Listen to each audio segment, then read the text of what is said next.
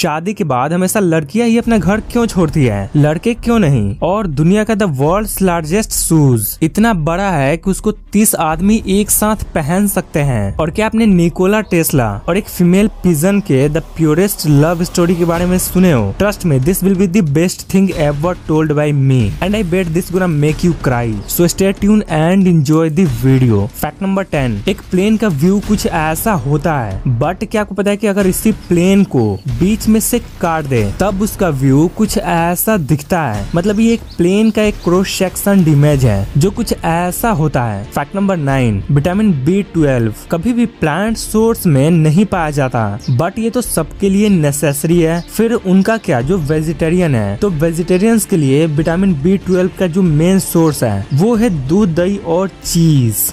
बस ऐसा नहीं कि आप हर प्रकार के वेजिटेबल खाते हो तो आपको विटामिन B12 मिल ही जाता होगा, ऐसा नहीं है। ये वेजिटेबल्स में पाया ही नहीं जाता है तो कहाँ से मिलेगा। फैक्ट नंबर 8, एक फोटोग्राफर ने एक ऐसी एंटीलोप का पिक क्लिक किया जिसके सिंगों के बीच कुछ ऐसा मेम्ब्रेन टाइप का कुछ चीज है। तो मैं आपको ये क्लियर कर दूं कि ये कोई मेम्ब्रेन नहीं है, ये एक्चुअली स्पाइडर वेब है जिसे स्पाइडर्स ने इसके सिंगों के बीच में ही बुन दिया है, जो ऐसा व्यू देता है मानो कोई मेम्ब्रेन हो। फैक्ट नंबर 7, यूके में अगर कोई आदमी अपना 100वां बर्थडे सेलिब्रेट करता है तो उसके पास खुद यूके के क्वीन की तरफ से एक स्पेशल बर्थडे मैसेज आता है, सिर्फ उन लोगों के लिए जो सेंचुरी मार देते हैं, I mean जीने के मामले में। फैक्ट नंबर 6, यह है दुनिया का सबसे लार्जेस्ट शूज जिसे 17 फीट लंबा और 8 फीट चौड़ा बनाया गया है। और ये शूज इतना बड़ा है कि इसमें 30 आदमी के पैर एक साथ फिट हो सकते हैं। रियली। फैक्ट नंबर 5, अगर किसी ड्रेडफुल एक्सीडेंट वगैरह के वजह से अगर किसी आदमी के स्पाइनल कोड में भारी इंजरी आ जाती है जिसके चलते अगर उसका हाथ पांव काम करना बंद कर देता है तो उस केस में उसके माउथ में एक ऐसा टंग ड्राइव सिस्टम लगाया जा सकता है जिसके थ्रू बस अपने जीभ को इधर उधर हिलाकर वो आदमी अपने व्हील चेयर को कंट्रोल कर सकता है, इवन उसमें लगे कंप्यूटर को भी। फैक्ट नंबर 4, निकोला टेस्ला ने कभी शादी नहीं की, बट अपने लाइफ के एंड तक उन्होंने एडमिट किया कि उनको एक व्हाइट फीमेल पिजन यानी कबूतर से प्यार है जो उनके यहाँ हमेशा विजिट करती थी। वो कहते थे कि मुझे उस कबूतर से उतना ही प्यार है जितना एक आदमी को एक औरत से होता है। और दैट्स व्हाई वे अपने लाइफ के आखिरी पल तक एक ऐसे डिवाइस बनाने के प्रयास में लगे रहे जो उनके उस कबूतर के ब्रोकन लेग और विंग को फिक्स कर सके,